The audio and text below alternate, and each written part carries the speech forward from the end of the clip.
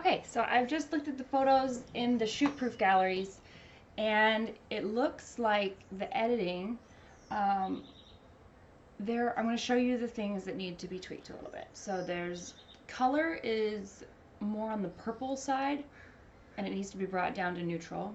I think there's a little bit too much grain, and what was the other thing?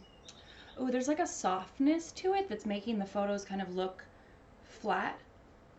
And so I'm gonna edit a few that I just chose randomly from the gallery, so you can see side by side maybe what I would do differently. So this is not edited, that's the original. That is too purple. You see the color of their skin is getting lost. Like that, it's just kind of too far from reality. Let me start here. Okay, it's so difficult to explain editing and to communicate this, so it's going to take us a little while to really get in sync. So I'm just going to edit and hope that by you watching, you can see what I'm getting at. So I like, see the color of the water and stuff, it's very purple, and then her skin is just kind of purple. I'm trying to keep more contrast, it feels more fresh. Like so, and I tend to lean more in this direction of these blues.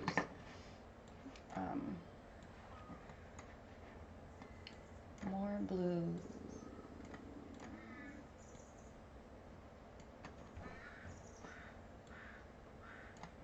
These are difficult to edit, I know.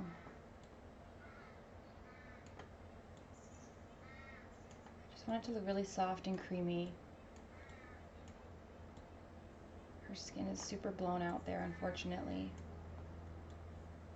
That's the lighting in the camera, but I think I'd rather have it look more like this. Yeah, for sure. More like this on the right than on the left. So the colored palette is more of a blue, yellow. Same thing over here. Let's edit this one. So yeah, I think you're up here in the Aga Vista, Afka, whatever the fuck it's called. You're up there in the top where it's purple. And I think I'm liking it a little bit more when you come down here into the more of a blue tone.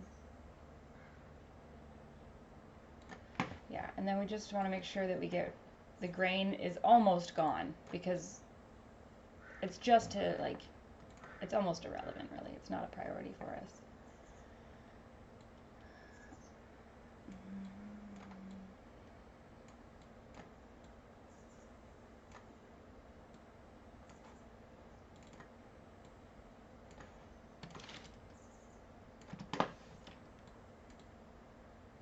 Yeah, these skin tones are really tricky, but like this is more what we're going for. Oh, too dark.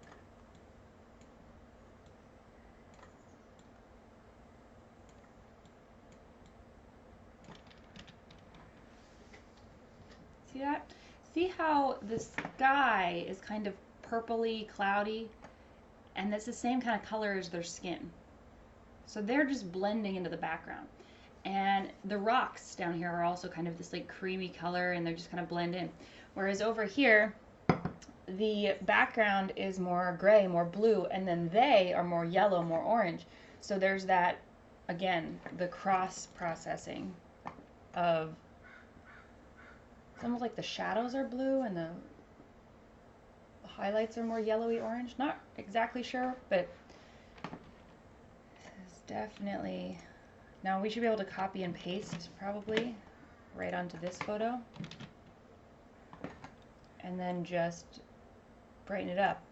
So it's like once we establish that first edit, it's easier.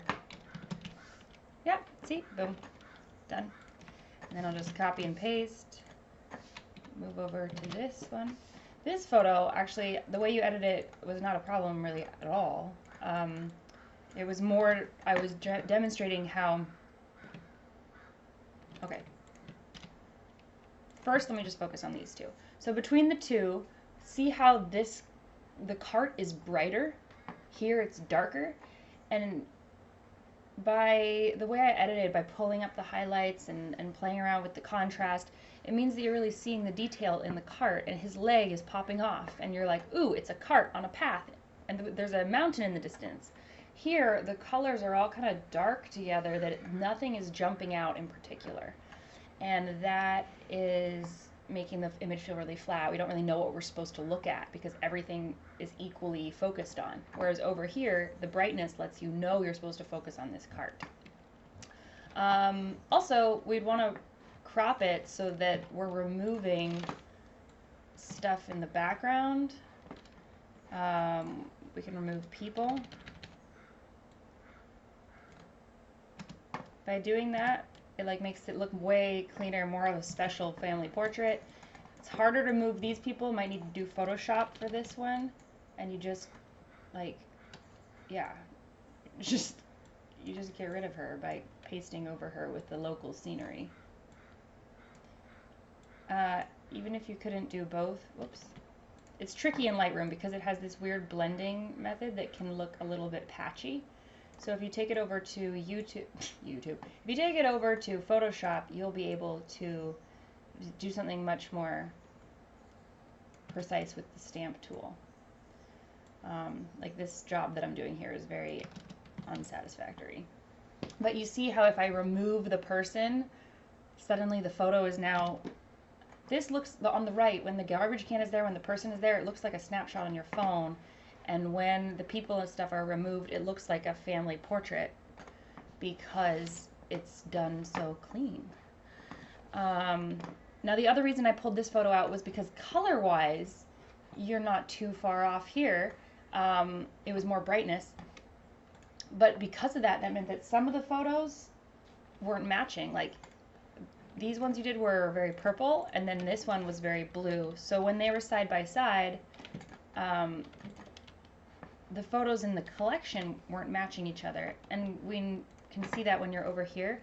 Like this is more bluey yellow, and then these are getting more purple, and then this one's more blue. See, like blue sky, purple sky. It's the sky that gives it away, because you're like, why are the clouds here different than the clouds here? Like, that's strange. Okay, and then last one. At this point, we should really just be able to copy and paste and be pretty close. Bring down the shadows so it really is rich and like satisfying to look at.